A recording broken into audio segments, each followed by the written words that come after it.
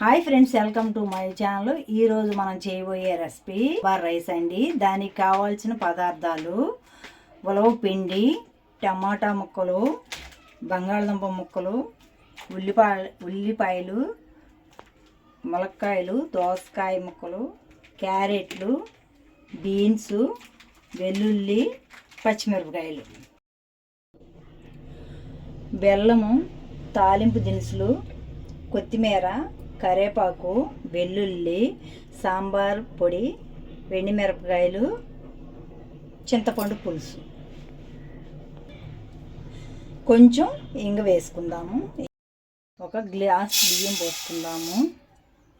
ఇప్పుడు శుభ్రంగా కడిగి బియ్యం కడుక్కొని ఒక గ్లాసు బియ్యానికి 3 గ్లాసులు నీళ్లు పోసుకొని మెత్తగా అన్నం వండుకోవాలండి. ఇప్పుడు స్టవ్ వెలిగించుకుందాం.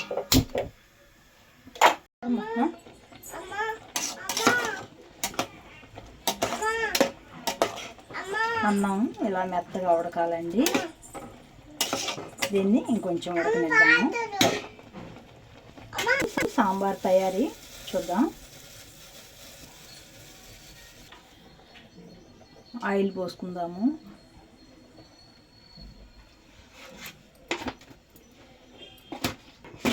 కొంచెం ఆవాలు, కొంచెం జీలకర్ర,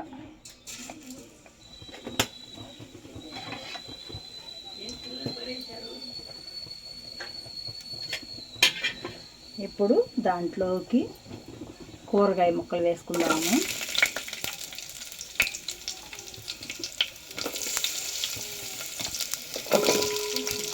అన్ని కూరగాయ ముక్కలన్నీ ఇలా వేసుకోవాలండి.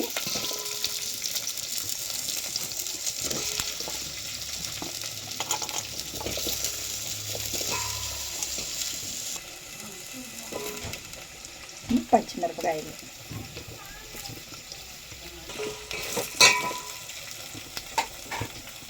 ఇప్పుడు దీంట్లోకి కొంచెం సాల్ట్ వేసుకుందాము.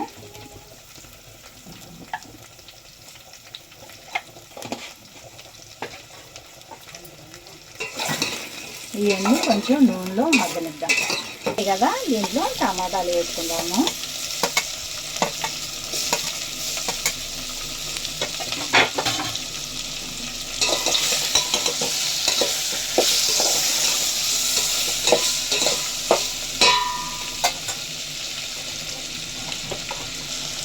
పసుపు వేసుకుందాము. అలాగే కొంచెం కారం వేసుకుందాము. ఇవి చూపించలేదండి, వేసేటప్పుడు చూపిద్దామని. కొంచెం కారం,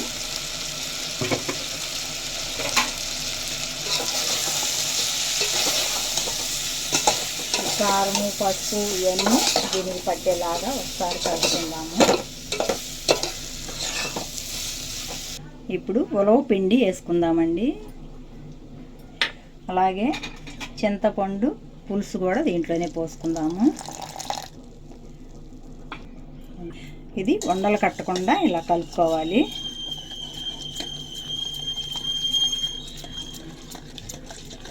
గ్లాసుడు నీళ్లు పోసుకుందాము. ఇప్పుడు ఇలా కలుపుకున్నాం కదా, ఇది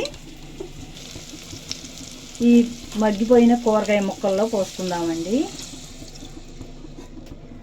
కొంచెం నీళ్లు కూడా పోసుకోవాలి. ముక్కలు మునిగేంత వరకు నీళ్లు పోసుకుందాము. ఎంత ఇలా మునిగిపోయాయి కదా. ఇప్పుడు దీంట్లో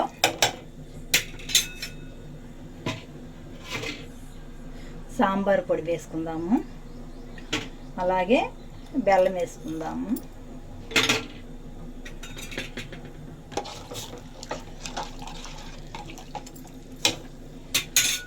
ఒక కరివేపాకు రెబ్బ వేసుకుందాం. కొంచెం కొత్తిమీర వేసుకుందాం. ఇది బాగా మరగాలండి. ఉప్పు కొంచెం తగ్గిందండి, ఉప్పు వేసుకుందాము.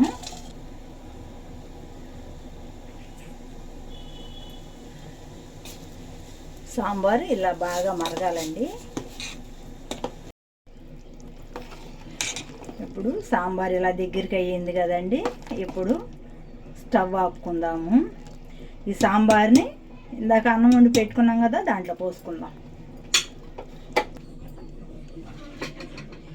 ఇది మొత్తం దీంట్లో పోసేసుకోవాలన్నమాట. ఇప్పుడు దీన్ని ఇలా కలుపుకోవాలి. ఈ సాంబార్లోనే ఒక 2 నిమిషాలు ఉడకనిద్దాము. ఈ లోపల దీంట్లోకి పోపు వేసుకుందాము. కొంచెం ఆయిల్ పోసుకుందాము.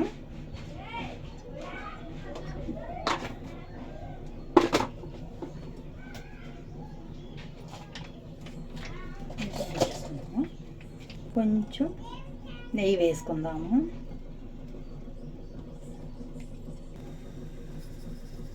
జీలకర్ర ఆవాలు వేసుకుందాము. ఇప్పుడు వెల్లుల్లి వేసుకుందాము. అలాగే ఎండుమిరపకాయలు వేసుకుందాము.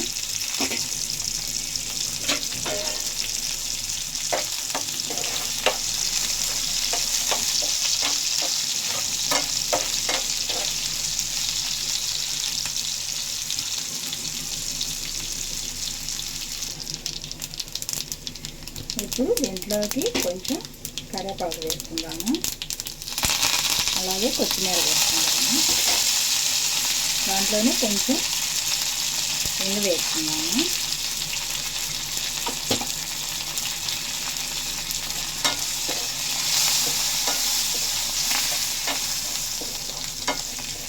ఇప్పుడు ఈ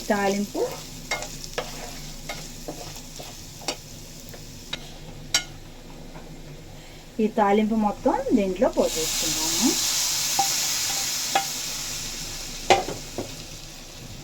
ఇప్పుడు ఒకసారి కలుపుకొని ఒక 2 నిమిషాలు ఆగి దింపుకుందాము.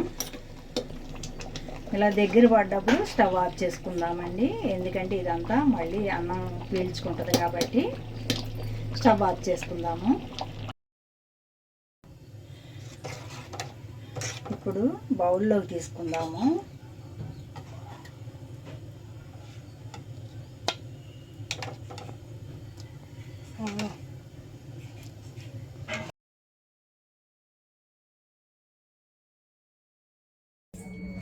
ఉలవ పిండి సాంబార్ రైస్ రెడీ అయిందండి. ఈ వీడియో కనుక మీకు నచ్చినట్టయితే లైక్ చేయండి, షేర్ చేయండి, సబ్స్క్రైబ్ చేయండి, పక్కనున్న బెల్ ఐకాన్ నొక్కండి.